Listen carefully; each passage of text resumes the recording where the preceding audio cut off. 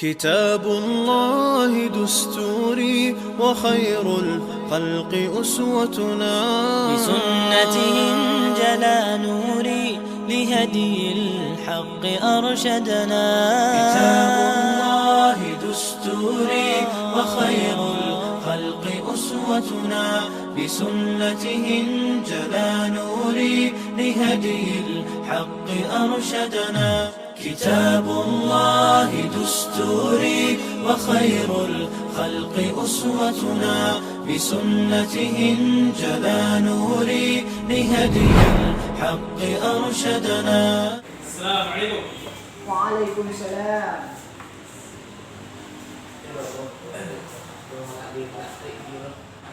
Ya baik, bismillahirrahmanirrahim. Assalamualaikum warahmatullahi wabarakatuh. Waalaikumsalam warahmatullahi wabarakatuh. Innal hamdalillah nahmaduhu wa nasta'inuhu wa nastaghfiruh wa na'udzu billahi min shururi anfusina wa min sayyiati a'malina. Man yahdihillahu fala mudilla lahu wa man yudlil fala hadiya lahu. أشهد أن لا إله إلا الله وأشهد أن محمدا عبده ورسوله لا نبي بعده. Ya anak-anak murid kelas 3 Mak Ensen yang Bapak sayangi ya. Untuk pertemuan kita pada hari ini kita akan membahas tentang meraih berkah dengan sikap jujur dalam bermuamalah. Ya, jadi setiap kita melakukan bermuamalah, kita harus memiliki sifat jujur. Ya, karena jujur ini merupakan kunci dari suatu permasalahan. Ya, ini ada semua kan? Hadir Pak. Semua baik. Nanti yang nggak hadir, tulis saja namanya sebagai ketua kelas, tulis namanya. Dan kasih sama Bapak. Iya Pak. Ya, untuk materi kita pada hari ini adalah meraih berkah dengan sikap jujur dalam bermuamalah. Nah, ketika kita bermuamalah dengan orang, kita harus memiliki sifat jujur, harus menanamkan sifat jujur itu sendiri pada diri kita. Agar kenapa? Agar ketika orang bermuamalah lagi dengan kita, dia akan percaya terhadap kita karena dia mengetahui bahwa si fulan ini dia jujur, maka saya akan bermuamalah lagi dengan dia. Tidak, kenapa kita harus memiliki sifat jujur. Nah, dan apa itu jujur? Jujur adalah salah satu sifat yang melekat pada diri Nabi dan Rasul, yaitu sidik. Jujur berarti mengakui, berkata, atau memberikan suatu informasi yang sesuai dengan kenyataan dan kebenaran tanpa ditambah atau dikurangi. Nah, itu jujur. Jujur itu bukan hanya tidak mengatakan apa yang kita ketahui, tetapi juga tidak menambah-nambahkan apa yang kita ketahui. Nah, ini juga sangat berbahaya ini. Terkadang kita menjumpai seseorang yang telah dia benar mengatakan sesuatu tersebut, namun dia tambah-tambah. Nah, itu juga tidak boleh. Itu juga merupakan sesuatu perkataan yang tidak jujur. Tambah-tambahnya perkataan-perkataannya. Itu apa yang dimaksud dengan jujur. Nah, sekarang kita masuk dalilnya. Dalil tentang perintah kita untuk melakukan perbuatan jujur. Ya, di sini ada dari Anas bin Malik, dari Abdul bin Mas'ud radhiyallahu anhu bahwa ia berkata, Rasulullah sallallahu alaihi wasallam bersabda, "Hendaklah kalian selalu jujur, karena kejujuran membawa kepada kebaikan dan kebaikan mengantarkan kepada ke surga." Itu sebaliknya, ketika kita tidak melakukan sifat jujur, maka kita akan mendapatkan dosa, dan sifat dosa itu akan mengantarkan kita kepada nerakanya Allah. Sungguhnya siksaan dari neraka Allah itu sangatlah pedih. Bayangkan saja, 70 tingkatan, hanya satu tingkatan yang Allah kirim ke bumi ini, hanya satu tingkatan. Nah, ketika kita memegang api saja tidak sanggup, meletakkan jari kita di api saja itu tidak sanggup. Itu baru satu tingkatan, sedangkan 69 tingkatannya lagi masih disimpan oleh Allah untuk di hari kiamat kelak. Ya. Dan di sini juga ada perintah jujur disampaikan oleh Allah Subhanahu wa taala di dalam Al-Qur'an surah Al-Ahzab ayat ke-70 yang dimana bunyinya adalah ya ayyuhalladzina amanu taqullaha wa qulu qawlan sadida. Yang artinya wahai orang-orang yang beriman, bertakwalah kamu kepada Allah dan ucapkanlah perkataan yang benar. Udah. Firman Allah dalam Al-Qur'an surah Al-Ahzab. Nah, sekarang kita akan masuk kepada materi kandungan dari surah Al-Mutaffifin tentang perilaku kita bermuamalah. Ya, kenapa kita harus bersikap jujur dalam bermuamalah? Nah, di sini kita akan membahas kandungan dari Al-Qur'an surah Al-Mutaffifin. Ya, yang dimana pada awal Al-Mutaffifin ini kita akan bacakan A'udzubillahi minasyaitonirrajim. Bismillahirrahmanirrahim. Wailul lil mutaffifin. Kata Allah, celakalah bagi orang-orang yang curang dalam menakar dan menimbang. Nah, itu Allah mencelakakan dia. Kemudian alladzina idza iktalu 'alan nasi yastawfun, yaitu orang-orang yang apabila menerima takaran dari orang lain mereka minta dicukupkan. Wa idza kaluhum aw wazanuhum yukhsirun, dan apabila mereka menakar atau menimbang untuk orang lain mereka kurangi. Kemudian Allah sambung, ala yadunnu ulaika annahum mab'utsun, tidaklah mereka itu mengira bahwa semuanya mereka akan dibangkitkan.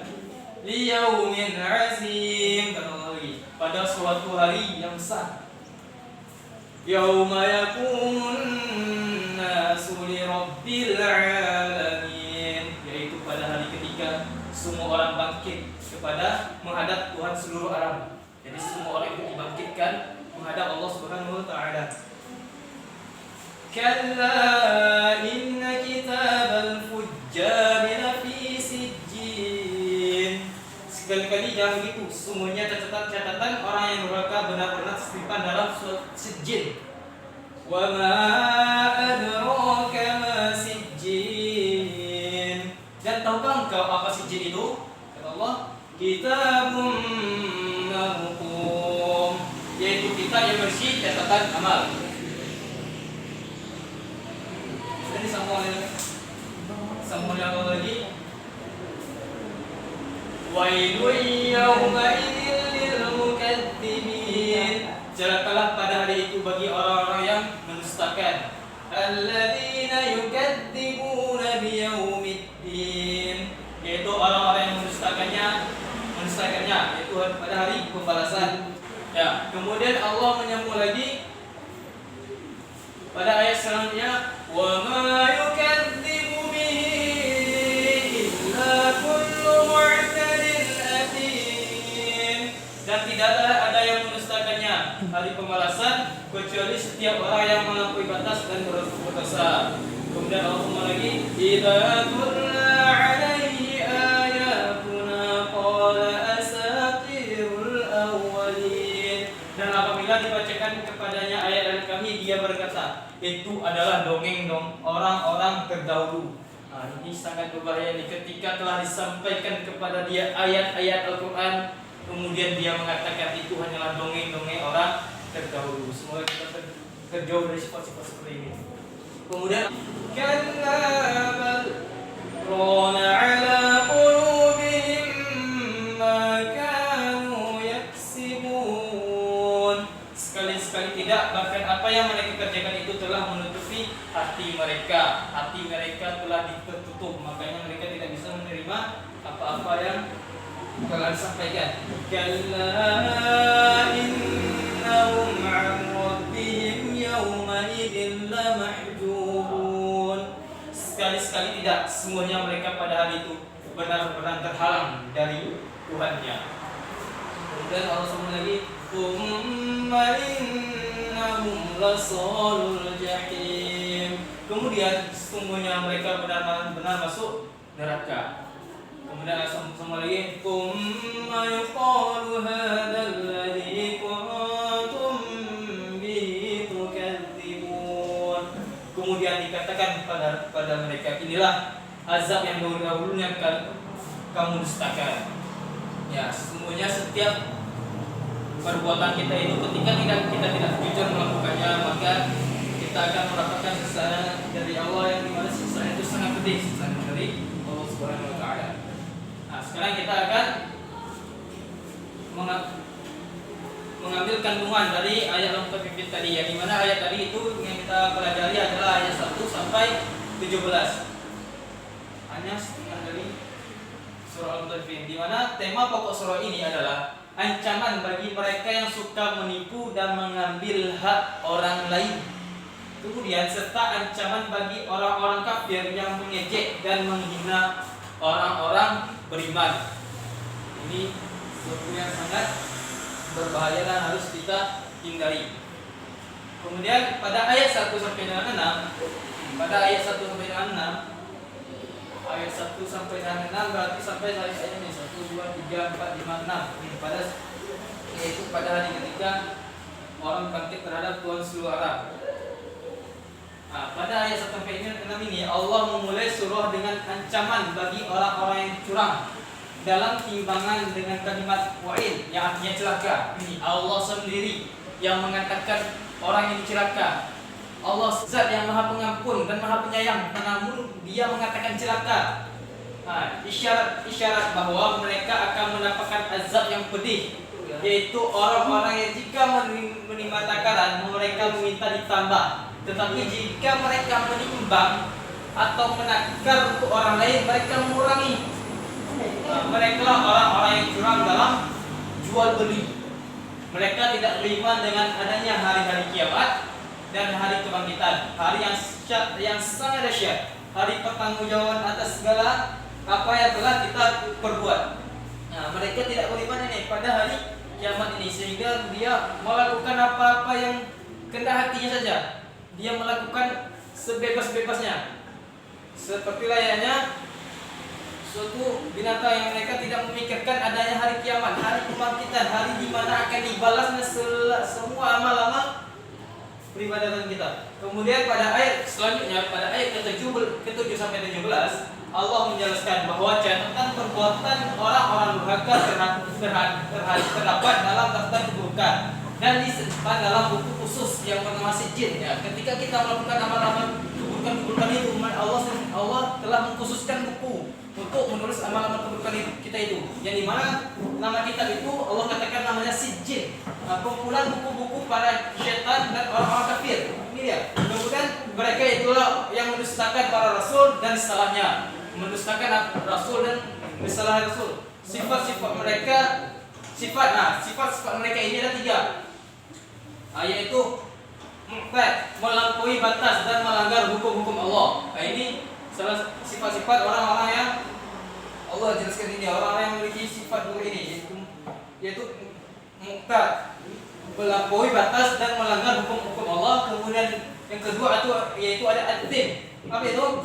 Bergelimang dosa dan dengan mengkonsumsi barang haram, berbicara bohong, mengkhianati amanah dan sebagainya. Kemudian yang ketiga, ciri-ciri mereka itu adalah jika dibacakan Al-Quran, mereka mengatakan bahwa itu hanyalah dongeng orang-orang terdahulu, bukan wahyu Allah Subhanahu Wa Taala. Nah, ini sangat berbahaya dan itu salah satu ciri-ciri mereka. Ketika kita sampaikan kepada dia Al-Quran, maka dia mengatakan itu hanyalah dongeng-dongeng orang terdahulu. Itu sangat berbahaya. Semoga kita terhindar dari seperti ini. Ya, mungkin sekian materi kita pada hari ini. Kemudian untuk selanjutnya, untuk tugas selanjutnya, ini kan telah Bapak jelaskan nih tentang bermuamalah, bersifat jujur dalam bermuamalah dan kandungan Al-Quran Surah Al-Mutaffifin ayat 1 sampai dengan 17 tentang larangan kita untuk berlaku curang dalam bermuamalah. Nah, sekarang Bapak suruh kalian untuk menuliskan satu contoh tentang bagaimana sikap kita menghadapi ketika kita mendapati teman kita, kerabat kita atau orang-orang terdekat kita melakukan hal tersebut. melakukan perbuatan tersebut, dia melakukan kecurangan, dia mendustakan ayat-ayat Allah, dan bagaimana sikap kita selaku seorang mukmin. Karena setiap mukmin itu bersaudara. Makanya ketika kita mendapati teman-teman kita harus nasihati. Nah, bagi sekarang tugas kalian adalah kalian tulis bagaimana cara menasihati dan memberikan nasihat kepada mereka ini, teman-teman kita, kerabat-kerabat kita, atau orang-orang terdekat kita, saudara-saudara kita, bahkan orang-orang tua kita, tentang bahaya mereka melakukan perbuatan curang dalam bermuamalah ini. Itu hanya itu yang Bapak suruh ya. Mungkin hanya sekian yang Bapak sampaikan, yang Bapak sampaikan, lebih kurang Bapak mohon maaf. Assalamualaikum warahmatullahi wabarakatuh.